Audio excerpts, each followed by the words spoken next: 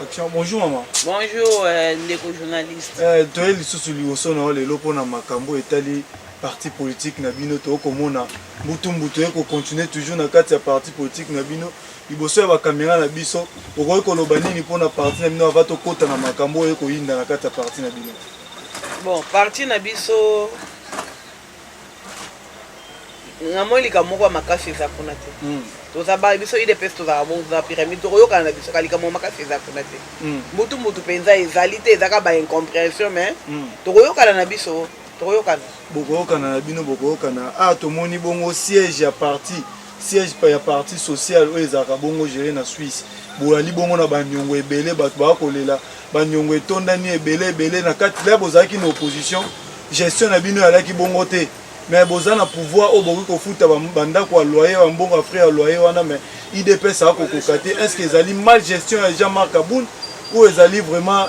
négligence na bino nyonso? Bon, na lobby balingi ba bimisa biso na siège na biso ya ba socialiste na kati ya Suisse. Bon. Siko est-ce que mutu azalaki kuna ba pesa ka ba cotisation te? Awa parce que babanda ko benga te ke kuna tozo futa to babanda ko koma mikanda bazo ko répondre bango te wana il faut ko yeba mutu bakoza la ba batini mbongo bato bazali kuna bafuti te. En tout cas na koza na réserve bele pour na réponse nini pour na maîtrise ya likambo wana te. Na ko répondre ango. Ba combattant ba kuna ba kolela ba bi na opposition mbongo banda ko futa ma facile. Mais ya beaucoup mis na pouvoir il fallait futa ma plus fois 6 fois pas facile. Ya na lobby boye. Na na maîtrise ya ko répondre eloko wana te. Mususu. Bakoza la batindi ba cadre baza kuna bali musu batindi faut ko landela ngo ko répondre eloko yo maîtriser pe oyebi bien. C'est ça. Toti komona lelo susu ba osala inauguration chef de l'état ko sa inauguration ba biso yaki wana bis scolaire to mona ki ngo yaki mais mbutu eko pesa parce que babi le président mwana mboka Joseph Kabila la bandai ko sala ba don pona mboka na bandai ko tia elongi na ete ba ko mona bongo ba bis etone na elongi ya chef de l'état. Nani ne chitoni ni Kabila sala na mboko doni nya sala ngamo ebelo asala ya ba avion ezali avion ni ba avion na bango baba na kene ko sombo ese kufa wana ya awaka ebaluki muke kufi wana matelo ngina ete mais aibi ne makambo te ko chelo ngine ndeni mutu aibi ne makambo te ya bande ko se servir na poche na ina musala ya ko sala siko ye pesa ko totali bato bacha elongi na wana si yem to chini bango bacha elongi na yete même bible zo epsa biso loboko ekabi loboko epesi o mususu e bate mais non Félix azotsa le président Félix azotsa bongo ba bilongi na biloko nyonso ya ko somba est-ce que yo ndi bipenza ke président Félix na ndenge oyebeli yo kuto aboya kana nu jalelo okumisa mutu alinga na nu jalelo wana te kaka lelo kana bis na ko bocha bis ezali sentiment ya mutu akende ko somba ba bis asepeli na ilongi ya fachi beton asepeli na musala fachi beton osali mutake ko chawana ndimite ke ko loba likambo wana. Est-ce que c'est normal pour toi que chef de l'état azana devoir de redevabilité envers la population to peuple mais ko soma ba bis ko zo effigie chef de l'état? C'est pour cela j'ai dit que wana il faut bokende pas mutu akomisi don wana botune pourquoi il a fait ça. Président ngana yebele président ko accorder jamais to ko permettre que babiso ngana somi bocha ko mona non moni yango ko iko pesa pe ndakisa ba longola yango parce que yalinga non ako pesa ndakisa ndeli ye mutu akeko cha makamu na ye ba sentiment na ye esengo na ye nyonso ya yasali ke koma bon so ya ko pesa ndeli so message no ko pesa ba congolais o baza vraiment inquiet na makambo ngo po bazala sous bongo te batsango na mutu te non na va yesa ba congolais o bazali inquiet na geste wana ya kokoma bakombo wana ngabi congolais boza na kimia o ezali mboka na biso Félix Tshilombo aza mwana mboka c'est un congolais de père et de mère mutako boya yango azate soki bomoni ba makambo bongo bomitungisaka te bozongela ministre wana na mutu akende kokoma kombo na ye fachi beton wana biso wana che longi na ye boyeseke mbala sima acha te ochiko kwa accuser chef de l'état pe mingi to linga na biso to chika nde mutema mabe. Mama Charlotte lelo lobi to ke tuna ministre mais n'importe Kabila so eloko bongo salama c'est tout yebe c'est to tuna ministre mais oyebi te wana ezali gouvernement ya batonko gouvernement Kabila ya batonko ba incirconcis ba inconscient bato bazaki na nyongoti ya conscience na bango oyebi te ezaki bongo mais après président de la République azolela na gouvernement wario na yo ataki yo akomi déjà prêt kutu ya kopanza yango eloko yo sala pona ekopesa moi retard parce que ba décevoir ye makasi pe na gouvernement problème ezanini tozoganga likambo mikolo nyonso bato baoyoka te problème eza boyi biloko wana eza biloko liboso ezalaki union sacré non ezalaki coalition na kati ya coalition tobanda mona bamakambo ebele basele basoki bapesi nini mbongo eleka baolinga te après eye union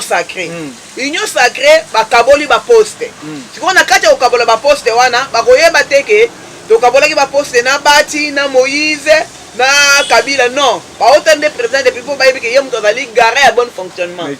d'où ye moko il faut azwa badécision na ye baosala mosala mpo wanini neti aventure au ministre ya économie asalaki biso oyebika eza aventure Thomson emonani te soso emonani te ozolanda eza déjà baaventure yango bakongomani bakolela kasi yango na oloba ti yango babiloko wana bato bakoyeba te ministre wana ministre abati na kati ya union sacré Bati azalaki na kati bazwaki poste moko boye bakoyeba eloko wana te poste wana basalaki mpo bafaire chie mokonzi ya mboka na kati ya poste oyo bango bazwaki me bakongole bakoyeba bango delo bakoloba nini balobi Faci akosi biso mpona Thomson Faci akosi biso me réalité baoyeba bango te mpo mutu lokola nga nini navandi boye nayebi kodefendre eloko wana nayebi koloba na bi non tokaboli ezali ko mais eza mpe raison te mpo bakongole bayebi nde biso oyebi bakotuna jamais Bati bakotuna Moïse te bakotuna Kabila te oyebi ke c'est Faci qui est le président de la République mais le président akomona bongo il faut kasi yango nayebisa yo te soki azwi décision ya malamu ayebi ase bokolobaki azali dictateur ozomona bokolobaki président azali dictateur d'où il faut koluka moyen mpo bawarrior bakosala eloko te na kati ya bawarrior wana je peux te dire que bato bazodébrouiller na kati wana nazomona ministre Eliaou nazomona Bazaiba nazomona oyo hydrocarbure nani Didier Boudimbu ozomona namona quelques ministres na madame Samba oyo justice kutu Tijeng libungutulu ya justice eza na bato moko na kati wana baza kodébrouiller Nicolas Kasadio aussi ça va il travaille aussi ozomona na Guy Luando azosala mpe mosala ozomona mais oyo ya transport zéro oyo ya intérieur wana kutu libungutulu ya monene tolobela mpe na makambo etali babato de pêche zela nazoya likambo te nazoya yango nazoyebisa yo boye place wana ya peuple congolais ya makambo na bango ya mutuna otunaki ngai yake président de la République bato bazolela boye na bo président il faut lancer lancer défi il faut amikoche na kati azwa badécision pourquoi parce que mutu akorendre compte liboso peuple congolais ezali ezali bato mosusu te il faut ayeba ke eloko naosala mutu asali osuspendre peuple congolais azali komesana na nini dictature omoni ndenge bango bazokenda bango wana bango bakoyoka na bango te omoni musée le père ayaka omoni ke tozaki totikina nanu kolata bapantalon totikina nanu kokata basuki wana tozaki nanu bilenge totikina nanu kokata basuki wana nde ifo bakenda bango bongo mpona modele oyo azokenda bango ya basango wana ekosimba te otie mwa ndambo ya état de droit otie mwa ndambo ya dictature nde ezokende malamu otomona ata likambo ya Jean-Marc Aboun d'autre part aza na raison tokokota wana tokokota mambo ya Jean-Marc Aboun totala no social ya peuple congolais babi babateau de pêche au président de la République baka eye mpe ministre ya transport ya moment wana anosaka mpe ye me bazokosokola mai ti lelo mai esokwama te yango nazoyebiso nalobi ke bato wana bazali baaventurier oyo aza na bango na union sacré oyo asalaki bango coalition bazosala de toutes les façons ya réussir po azwa eloko aéchouer aréussir te d'où ye il faut azwa baprécaution azwa badécision ayeba kozwa position osaka azwi position te en tout cas c'est désolant. Parlons de Jean-Marc Aboun le président de l'IDPS, vice-premier président de l'Assemblée nationale, 500 giga de Moba. 520 giga. Makamboe Koinda toujours à lobby que Atika Libongo député simple, na président de l'IDPS à Boinaye pour la vice-premier président de l'Assemblée nationale. Bon, comment on a allé dans GT? Bon, papa. Naebi na yoki mutuna na yo biso nyonso tokenaki pa Jean-Marc Aboun tosipiliaki ye toyebisi to lobby ke a retirer ba décision ye ayebisa biso alobi ke azo se réserver na déclaration nyonso akoki kosala akosala déclaration te bon lokola tobondeli ye papa mboso ake kuna bakoleki ne bake kuna ye alingi na ye te sikoyo nga na koloba nini nani eloko akoloba te seka aza na eloko ne azo envisage ana likambo ne aosepela nango mutu o alalaka na ndako ndayebaka bisika ndako etangaka nga alalaka ndako moko na ye te nayoba ndenge ndako na ye etangaki bisika nini bolalaka ndako moko te oyo actuel mais bolalaka ndako moko politique naboyi te wana kasi na kati ya ndako ya politique toke tobondeli ye alingi te lokola ye ayebi eloko ezopousse a démissionne nga naza na eloko ya koloba te naza mpe na balimite na nga pourquoi parce que ata bible elobi sala premier pas reste ezali ya ye moko tosali premier pas 2022 kala te mpona baélection okomona te ke ekopesa mwa kokita mwana mboka Félix Antoine Tshisekedi bon omoni pouvoir ya Félix nzambe moto apesi yango omoni bamakambo so eyaka ebele na ebandeli tomoni yango pasi me na suka tomonaka atrouve so nzambe ye moko moto ayebi ndenge azomema pouvoir na ye po nzambe moto apesi ye pouvoir lokola ye adediaki mboka na maboko ya nzambe en tout cas place wana nana ba réserve ebele pourquoi ça fait mal 2023 ngo tozokende faut tozala bomoko tosimbana na maboko po tokota to récupérer majorité wana mais 520 giga alobi na alingana été au contraire zela ye moto abanako yosebisa alobi pouvoir oyo tokosala remise et reprise na Jésus Christ sikoyo akomi kotoba décision mpe na IDPS tobenge Hitler botie babanderole liboso ya siège ya parti ya IDPS bokobenga ye bongo Hitler lelo non faut yebake na IDPS banda kala tozalaki na des tendances nazo voiler face na ngai te ezalaki ba Pierre Chilumbu bawapanga na bato mosusu bazalaki na banini bazalaki na baposition na bango sikoyo ndenge eza boye bato wana basepelaki kokende mais Jean-Marc Kabund il fallait pas pesa bango babeki pardon ata soki likambo ezalaki na ifala gérer yango nde bango basali babenga ye bongo Hitler kasi bango moto ya kotya babanderole wana moi j'étais là sur place na pekisa balinga mpe babetanga alobi botika biloko eza soni ezali soni yake papa atikelaki biso moko tovanda bisika biso nyonso sikoyo ekomi biso moko bana tozoyokana te c'est ridicule bakongomani babi eza mpe ridicule komona bongo mwana mboka Jean-Marc Kabund azalaki vraiment bongo négligé bango bakobenga yango yali négligence banéglige na poste oyo ya monene oyo ali nango na le président de la république oyo azali bongo lisusu na membre ya IDPS besika aza président ya bato nyonso mais Jean-Marc Kabund na poste na ye bakoki kosala eloko oyo basali wana te bakopesa ye raison yango tolobi boye na boyi te nga mpe soki oyoki na ebandeli nayebisa bino nalobi ke bafaute eza kote nyonso mibale nalobaki eloko wana lokola makambo wana elekaki na nini na nzela il fallait l'état azali bako tindele ba convocation babengi basoda wana bayeko bango pe il fallait pas bakende na ndaku na ye nalobaki ke bafaute ezali partagé ozomona ndenge eza wana oyebi ke biloko wana ezali soni pourquoi bazoyoka ngo libanda oyebi ke bato mosusu baza songisongi makasi baza kopelisa moto yango nabondaki na Jean-Marc Kabund alobi yo ozalaka mutu ozwaka badécision ozali mutu ovai na ndeko na yo président de la république ndenge boyebi bamakambo na bino bandaka kosolola ata soki likambo ezali bokota na kati na bino bobongisango bino moko biso toyeba te siko oyo ekomi kaka oleka boye bafiki non c'est pas ça mais nakoko tenir rigueur te c'est pourquoi azali ferme na badécision na ye po biso tosali part na biso tokei tosiplie ye alingi te aza makambo ndenge so envisage naza na eloko ya koloba place wana te merci mama 2023 kala te twana 2022 kala te ngai yoka omoni papa nanga politique oyebi ye moto amemanga na politique c'est Pasteur Coutinho merci tolansaka Sauvons le wana nazalaki nano jeune fille à 22 ans ozomona tolansaki Sauvons le Congo papa na ngai lelo nakokende te ke nazalaki na opposition naye kolanda Etienne Tshisekedi ti azosala bamarche na ye marche oyo tosalaka na ni meeting oyo tosalaka na triomphal oyo tolataka bapembepembe boyo tozalaka naye na kati oyo bisika lobi mboka ebebi mpo na moyibi tout ça lelo nakokende na ngai te ke nakende kolanda Jean-Marc non Jean-Marc c'est mon papa naza reconnaissant envers ye na moment oyo ti tokomi na pouvoir tozalaki ne il a aussi travaillé mais ngai nazali gardienne du temple naza na kati ya temple nakotikala wana ota nakokende pai te ce sont les gens qui ne comprennent pas donc on est à sepeli na ye azana ba raison na ye il peut dire ou ne pas dire mais il a ses raisons parce qu'à cause de la ferme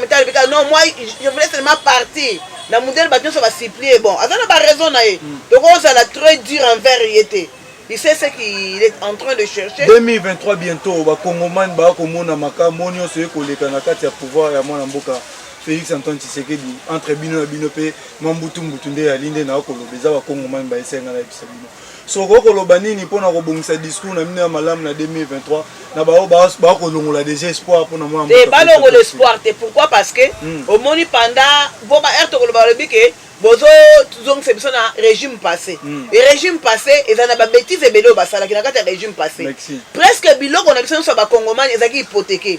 presque tout oyo ezali awa ezali hypothéqué otali ebele awa otali ba chambre froide otali ba station ba banque ba supermarché tout ba station ezali bato ya régime wana c'est que bango na kati ya pouvoir na bango bazalaki nde ba commerçant ils savaient que air bakokende bako économie presque eza na maboko na bango tu sais eza na babiloko mosusu ezoleka neti nalandaki motu moko lobi na télévision azoloba lobi biloko emati x3 c'est tout à fait normal il faut emata x3 pourquoi parce que na port ya chargement oyo neti conteneur oyo toimportaka neti babiloko conteneur ya 40 pieds ezalaki na $6,000 sikoyo ekomi na $18,000 wana fret apama nano futi douane te osalimaka mosusu te otie achat te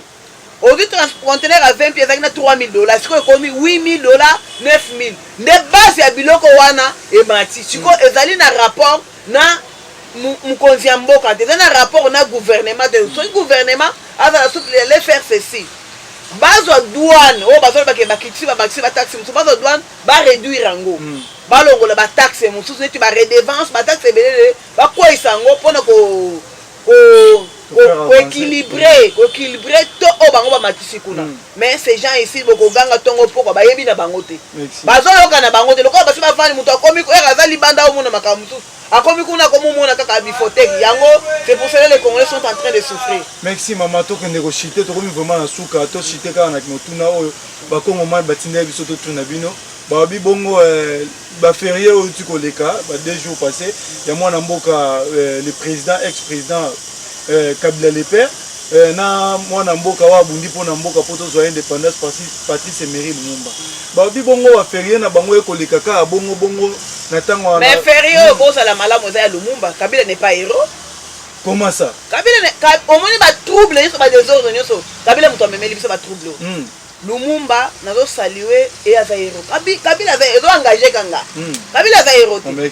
po ozomona batrouble nyonso Kabila moto alukelaki biso Kabila azaki na mwana epona bana epona achaki bango te mais Joseph Kabila azaki non mais azaki mwana yoyo kaki bandeko ne ba Etienne makambo baloba tala papa tozana ba sujet musolo ba basem Kabila azali héros te oyi ba trouble nyonso oyo yo moto amemeli biso babiloko nyonso ozomona eza Kabila moto amemeli biso. Mais malgré tout des années de la journée moko historique tu es dit que tu célèbres historique mpona bino na bango mpona ngati ngai te yoza kongomani te nazali kongomani nazo reconnaître héros azali Patrice Emery Lumumba même ata Patrice Emery Lumumba rien eloko moko azali na mozole na elobi yo linga basala ni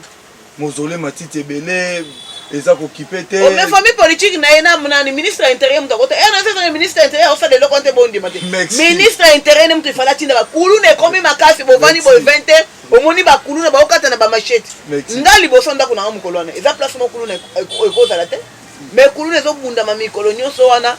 20h bakobunda 20h tu 22h mono babanzezo ba téléphone bozobenga babomani mpe mokolo wana bisika wana eza malamu te monde la fin mpona mokolo ya lelo na baelema mokolo ya lelo émission ya biso bon émission na ngai ya lelo ezali bayebisa bakongomani boye oyo ezali mboka na biso ezali mboka bato mosusu te omoni mboka oyo soki biso lelo totelemi te po tobunda bakoko na biso bakoya kocompatir na makambo etali kutu bango te lelo après 10 ans 15 ans 20 ans soki tobundi te omoni balibanais oyo baindien bachinois bakomisa bakoko na biso bamarche pied na bakambo ifo biso moko loko tobandaki likambo yango tobunda tomettre fin na makambo oyo nyonso. Numéro de téléphone numéro na nga téléphone na yobi pe makambo association na nga te ba femme on encadre loba yango mama oza 2 minutes yango loba yango basi on encadre ka na zo senga bato bakoza na ba aide batindele biso ba fruiteuse ba biloko to kolakisa bango muso poto lingi mwasi akitisa bango nyonso nzo kene ka na kati ya soutenir chef de l'état na vision na ye o le peuple d'abord ozomona yango tozosenga bato numéro contact tokotia oza na mwa eloko tokendaka mpe na baorphelinat tout ça nasalaka yango na bapropre mbongo na ngai mokolo nasalaka nango baéconomie nanga monene nasalaka nango yango soki moto azali akosunga biso akosalisa biso akotindela biso ata mwa appel omoni mpe ke émission osepeli nango ata mwa remarque okobenga na numéro mpo osala remarque mais baremarque esalaka biso mwa bien esalaka biso mwa bien plus 243 81 48 84 603 plus 243 81 48 84 603 c'est madame Matiti Charlotte. Totondi. Merci beaucoup. Merci.